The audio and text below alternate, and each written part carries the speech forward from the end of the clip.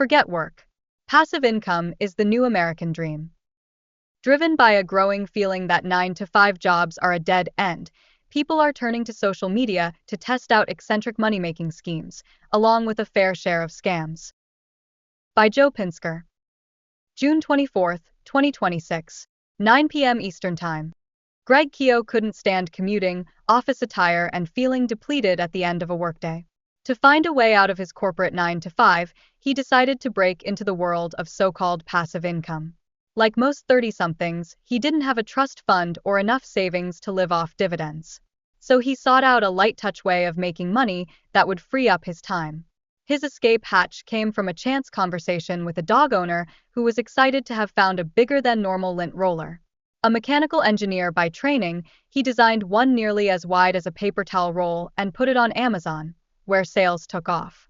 Keogh could have tried to build a lint roller empire. Instead, he decided to coast. 7 years later, he works on it 2 hours or less in a typical month and personally nets about $50,000 to $115,000 a year. The bigger reward is that he can choose what he spends his days and energy on with less concern for how much money it will bring in. That is the ultimate power, said Keogh, who lives in Austin, Texas. If the mythos of the American dream is to work hard and get ahead, it's being eclipsed for some by the dream of not having to work at all. It's not that the fantasy is new, but it is gaining fuel from a growing feeling that traditional work is broken. In March, the shares of U.S. workers who were satisfied with their pay and opportunities for promotion were the lowest they have been since the New York Fed started asking in surveys in 2014. On social media, passive income obsessives test out eccentric schemes and compare notes. Some seekers make real money and win back time. But many ideas thrown around online are duds or, worse, scams.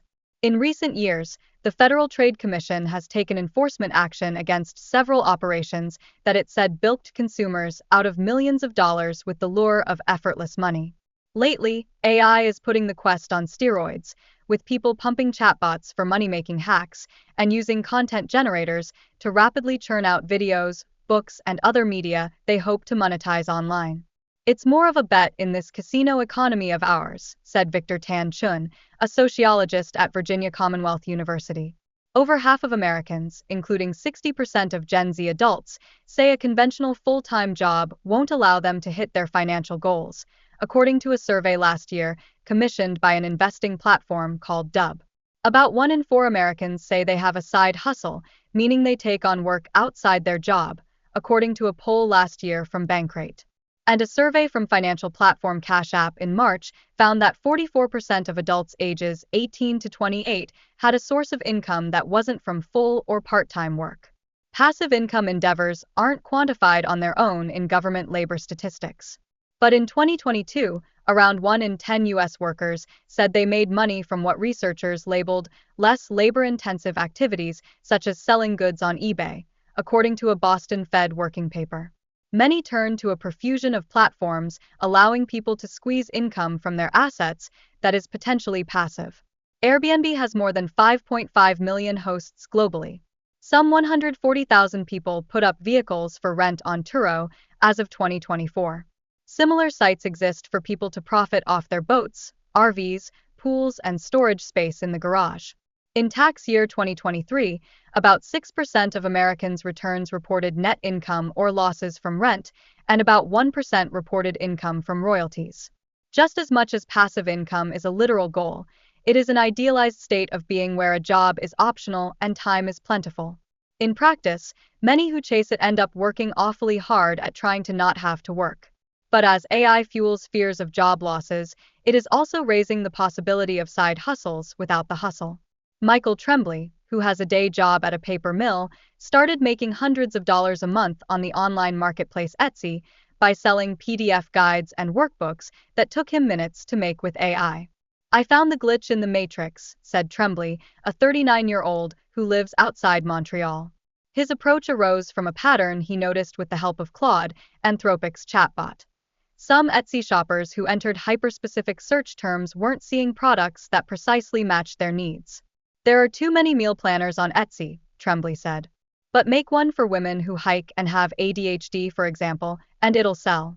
Others are hunting for their own glitch to exploit. Google's search interest in the topic of passive income has increased by about 50% so far in the 2020s, and a section of Reddit devoted to the subject gets around 500,000 visitors a week. Matt Ebso's fascination with passive income began in his early 20s when he picked up Timothy Ferriss's 2007 bestseller, The 4-Hour Workweek. "How little can I put in and make as much money as possible?" said Ebso, now 31. Once you start to think that way, it spills over into everything else you do. Ebso is currently paying his rent with a passive income arrangement that didn't exist when Ferriss's book came out. He records samples of his speech and creates clones of his voice on a platform called 11 Labs, where they can be licensed for AI voice tracks for audiobooks, videos, and other uses. His digital chorus, which includes personas for guided meditations and narrating fantasy tales, earns him about $3,000 a month. Ebso, an American who moved to Spain last year and makes software tutorial videos for a living, came across the idea on Reddit. "I put 2 hours in on a voice," he said.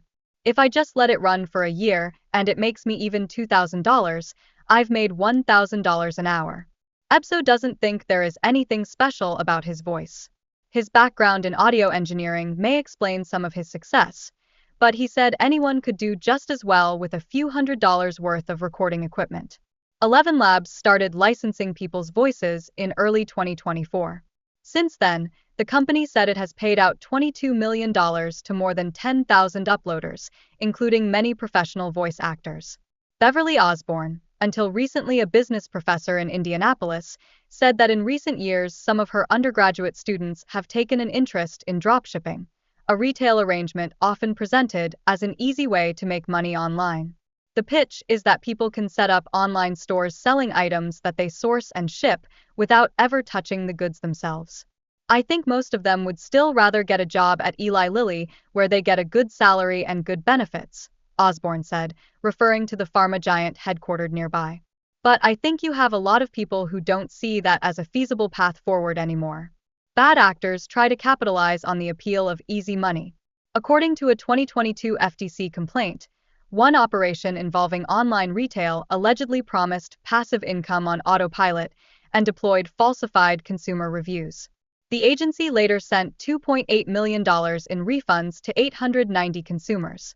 Another shutdown earlier this year allegedly told people they could kick in $75,000 or more for a semi-truck, then have a driver and shipping loads arranged for them, per an FTC complaint. Finding a legitimate passive income strategy that is actually passive and doesn't get overexposed is difficult. Promising ideas quickly get crowded with competition, and many online entrepreneurs find it is more lucrative to sell a method to others than to spend time executing it themselves. Anna Lorman, 43, has sunk thousands of dollars on courses led by entrepreneurs who said they had found success. None of them paid off. Lorman has cancer and can't work a regular schedule, so she has tried all sorts of side hustles over the years, including making soaps and beekeeping. A $1,000 course Lorman took on publishing email newsletters turned out to be too general, so she spent $2,500 on a different one. "I don't know of anybody who made as much as they were hoping to make, or as much as the teachers of these courses say you'll make," said Lorman, who lives in Catonsville, Maryland, and used to be a Spanish teacher. Among the scams reported to the Better Business Bureau last year that mentioned taking business courses and losing money, the median loss was $1,326. Meanwhile, Lorman said AI has been a naively optimistic passive income coach. One chatbot gave her the idea to develop a Spanish-language placement test to sell on a website for classroom resources. The project took her a few weeks. "AI told me that I would likely make $7,000 on it in the first year," she said. About a year later, it has brought in about $250. Lorman said she sometimes feels like the only one failing because she sees so many success stories on social media. That sparked another business idea, even if it's a bit of a joke. "Wouldn't it be hilarious to have a YouTube channel of all the people who didn't succeed?" she said. "The people who do succeed are sometimes those who spot arbitrage opportunities in the opaque networks of online commerce, and then milk them before they disappear." Ronnie Lim, a 19-year-old in Lawrenceville, Georgia, makes thousands of dollars a month by running eBay stores that sell products from Amazon at a markup. He still doesn't understand why his customers buy from eBay at those prices. He said they generally don't ask questions when a purchase shows up in an Amazon box. Lim said he started exploring online money-making ideas after a really bad existential crisis when I was in middle school. He was petrified by how much had to go right for him to excel in high school, college, and then decades of working. Better, he figured, to find ways to bring in income now than toil without certainty of success. Lim stumbled upon his current strategy on an e-commerce forum and made hundreds of dollars in profit on his first day. He took a break from college last year to focus on the business, which spreads its accounts across outside clients who open eBay stores in their names. One client is Joran Scheffer, a 28-year-old retired esports player from the Netherlands who currently lives in Latvia. He says he spends about an hour a week on the operation and can pocket around $6,000 a month from his cut of those eBay sales. Amazon said buying products on its platform to resell them is against the terms of its Prime service. And eBay forbids fulfilling orders by purchasing items elsewhere at the time of sale and shipping them directly to customers. Lim isn't worried about being shut down because he says the companies benefit from the sales. "We don't know how long this is gonna last, but we're just gonna make as much money as we can," said Lim. Exploiting platforms' weak spots can be risky. According to the Justice Department, a North Carolina man created hundreds of thousands of songs with AI and commanded an army of bots to stream them billions of times, racking up more than $8 million in royalties. He pleaded guilty in March to conspiracy to commit wire fraud. Lorman, in Maryland, is more clear-eyed now about her chances of success, but something still stirs in her when she comes across a new idea. "Sometimes when I feel particularly unsuccessful, I do go back to, are there any new ways, anything I haven't thought of yet," she said.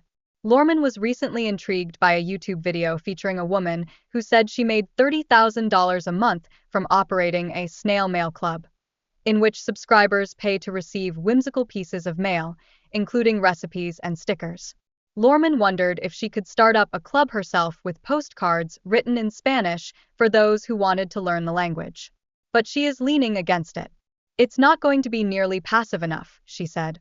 As for Keo, the lint roller magnate, he says his operation wasn't so passive at first.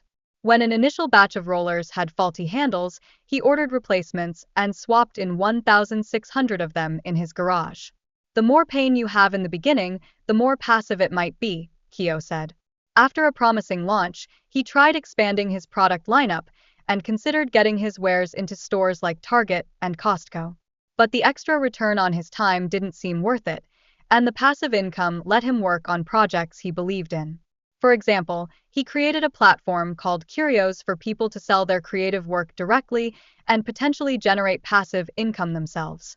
"I actually work more hours a week, but it doesn't feel as much like work," he said. Write to Joe Pinsker at Joe